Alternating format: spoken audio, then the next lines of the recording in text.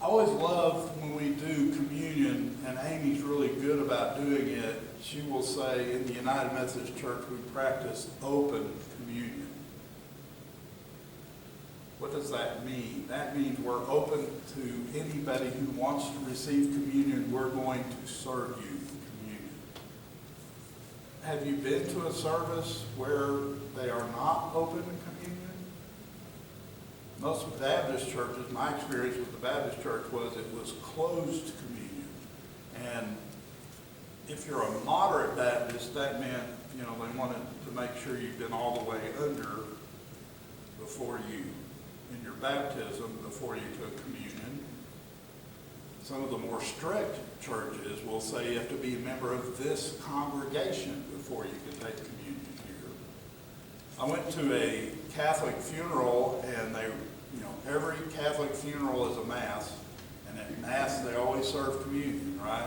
The Eucharist is what they call it. And the priest got up and said, you have to be Catholic to come take communion, come take the Eucharist. Now, I understand at least partially what the Catholics believe about communion, and that's another thing that can divide us, is those kind of beliefs. And I wouldn't have gone and taken it, but I thought, I'm so glad I go to a church where we don't say things like that, where we say it's open communion. The table is open for anyone who wants to receive it.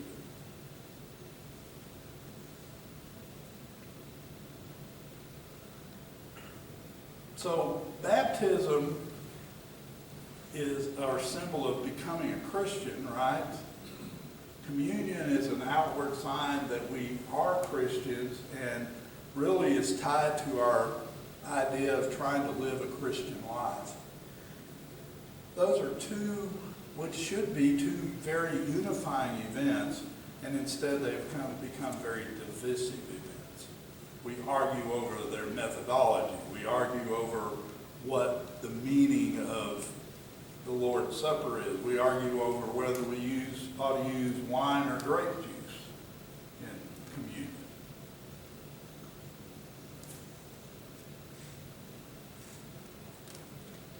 It's been said that Sunday morning is, from a racial perspective, is one of the most segregated hours of the week.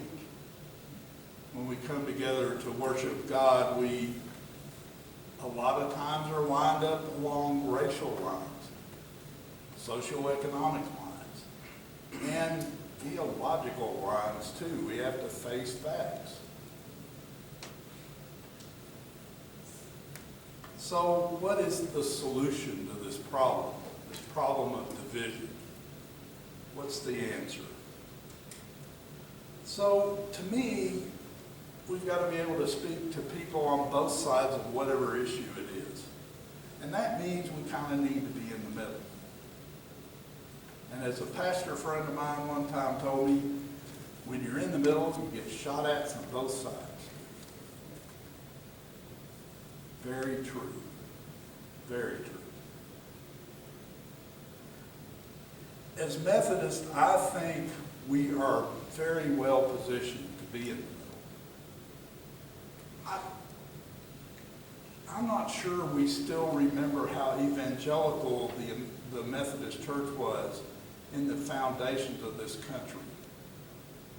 The circuit riders basically gave their lives to bring the message of Christ to the people in the wilderness.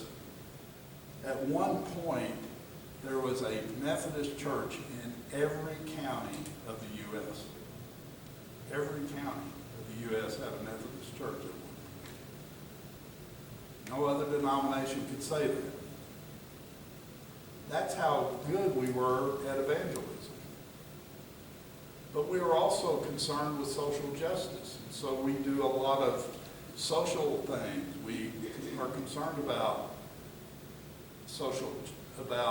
economic issues and working people out of poverty and other issues of justice. And we should be. There were a lot of Methodists involved in the civil rights movement, for instance. It was something we cared about, social justice. And so I think we are uniquely positioned, but we have a problem. We've decided to divide.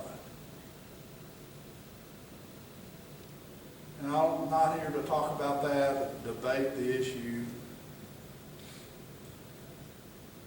It just saddens me. I've told my wife and probably some others, I said, I'm to the point of mad at both sides.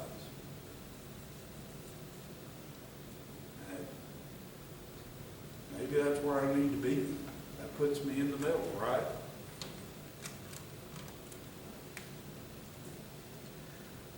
So,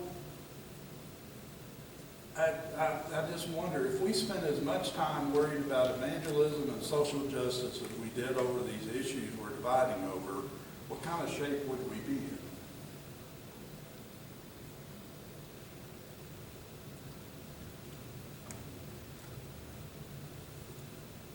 So, I want to commend this church. We've really have not spent a lot of time talking about dividing, about disaffiliation. We did some, and our thought process was this: we're a little church, it's going to cost a lot of money, we could use that money for something better. And frankly, we don't probably have a lot of time left because we're an older congregation and we're not getting any younger. But what that did was that positioned us to be in the middle, which is really where I think we need to be. So we've decided to stick with our missions. We're very fortunate to have Edwin and Doris Ford in our church to inspire us to do missions. You know, I never will forget when Edwin said, hey, I want to put together a container to send and turn it into a medical clinic and send it someplace. And that was one of the best things that we ever got involved with. You know, we put it out here in our parking lot and worked on it. It was a great way. I got to meet some guys and get to know them in ways I never would have if we hadn't done that. It was wonderful. Ended up in Mande County in Kenya. It's mostly used as a dental clinic now. But it's been a great blessing. And we, built a chicken coop in Africa. We've paid for chickens in Haiti for some kids, some orphans. We're doing some really neat things. And we've concentrated on that instead of the division. And I think that's good.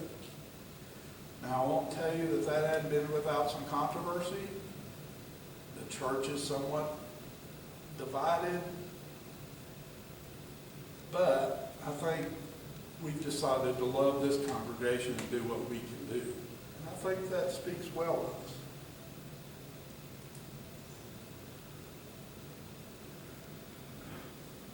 We can't fix all the problems of the modern church, this little congregation. We're just not equipped to do that. But I do think that we can do our part by being open to all positions, not necessarily agreeing with them, but not being disagreeable.